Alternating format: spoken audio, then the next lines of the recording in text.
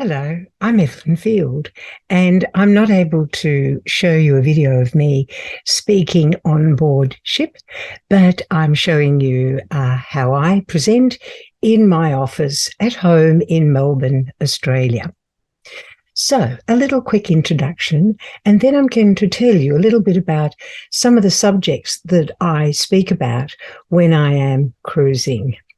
First of all, I'm a parent, a grandparent, a friend, a senior citizen. I still work as a psychologist, an author, still writing 2 more books, and I speak, and I'm known locally as a bullying guru. And I'm also, and I love doing it, I'm a cruise enrichment speaker. So here are some examples of me this year already, and I've got a few more. And the feedback has been wonderful because people go on cruises to have fun, to relax, not to cook, not to clean, but also to get over past stresses and concerns and to plan for the future. And I think that's where enrichment speaking can be just so important. This is a quote I love from Eleanor Roosevelt. Yesterday is history, tomorrow is a mystery, and today is a gift. That's why it's called the present. So one of our sessions is on new beginnings. Well, who are you now? Who were you before COVID? Who are you after COVID? Who were you last year? Who are you this year? We all want to make changes in our life, and if we don't, change is going to take over anyway. So we might as well get prepared and think about what our options are. So it's really important to get out of your rut, to do things differently, to spend perhaps 5 more minutes every day doing something different, something you really want to do. For example, let's start off with sleep, though I do talk about diet and exercise. So what's your sleep like? And as you can see, I love using funny photos and cartoons to give people a bit of a laugh, but also to get the message across.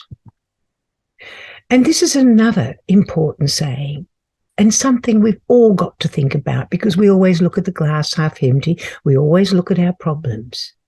Today that you have lived in vain is the tomorrow that a person who died yesterday truly wanted to live. Sophocles, who was a great dramatist. And funny enough, I actually saw that on a movie recently. I talk about the art of travel, and I love the idea of sharing experiences with your friends, your family, your grandchildren, or others, and even dressing up wearing the same shirts wherever you go. Another important part of travel is to enjoy the moment. The blue of the Mediterranean, climbing Mount Etna with all the volcanic soil, the grass in South Korea, or sitting in Malta on a beautiful patio of a lovely hotel. Enjoy the moment, whatever it is. And another one I'll be speaking about is food, because food brings us together. Food is representative of different cultures. And most importantly, when we eat with others, we have social connection, and that stops us being lonely, depressed, and dying younger. I like to focus on special memories, like going to New Guinea, feeding wild dolphins, and watching the sea from the boat. And, of course, the flamingos in Corsica.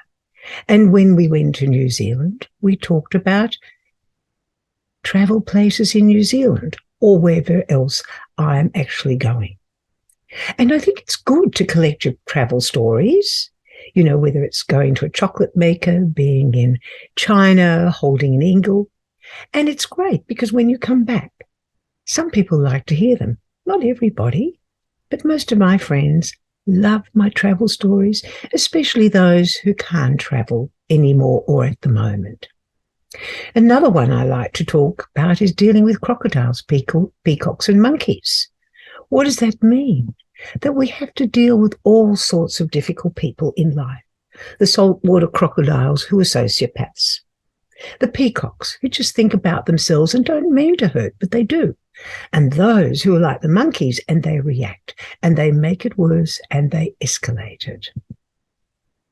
Another thing that's very important are the ups and downs of life, because we all have to deal with anxiety, with anger, with fears. Some of us get depressed, some of us get traumatized, and it's about managing it. Very hard to get rid of it. So what about living with stress? If you see the tiger and the difference, it's one thing. But if you're living with the tiger all the time, life is very, very different. And of course, I encourage people to talk about what their favorite stress buster is. So mine is a cup of tea, a sunset, a look at the orchids when they're blooming. But everyone needs to find ways in which they bring their stress down. And that's great fun to talk about that.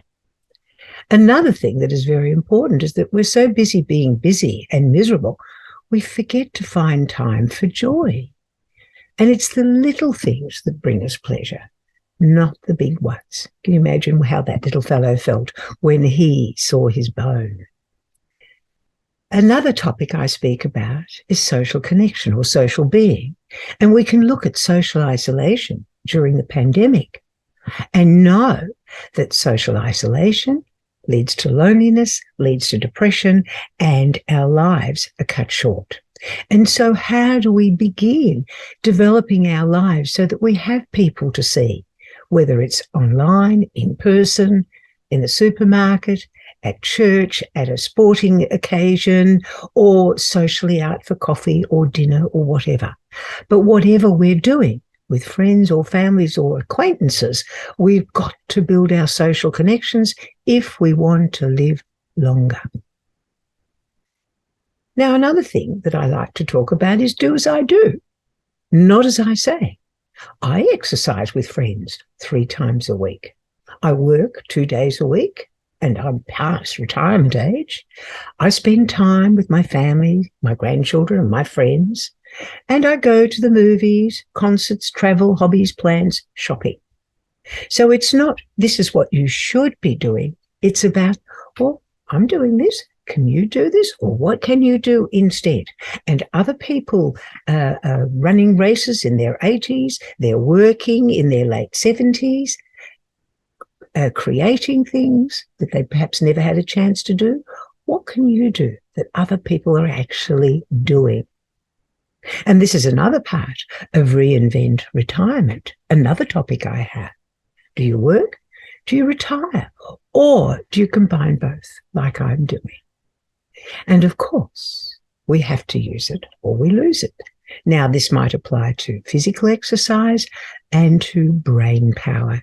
In other words, we've got to use our brain if we want to keep it functioning as best as we can. Now, it's no guarantee, but if we use it, we're less likely to lose it as quickly. And another thing that I think is very important when I listen to the moaners and groaners is to develop our own gratitude list for anyone that improves our well-being, and to do it every day, to enjoy when we're lucky, to be grateful for what we have, and to plan life so it gives us that joy, that ability to think positively and to make the most of wherever we are, particularly if we're on a cruise. There was my talk, photos from my talk last year where I actually sold some books. So thank you very much. And I hope that I will meet you someday on the seas talking about subjects that make life better and make the world a better place, and perhaps help people solve some of their issues in a nice, easy, simply expressed manner. Thank you.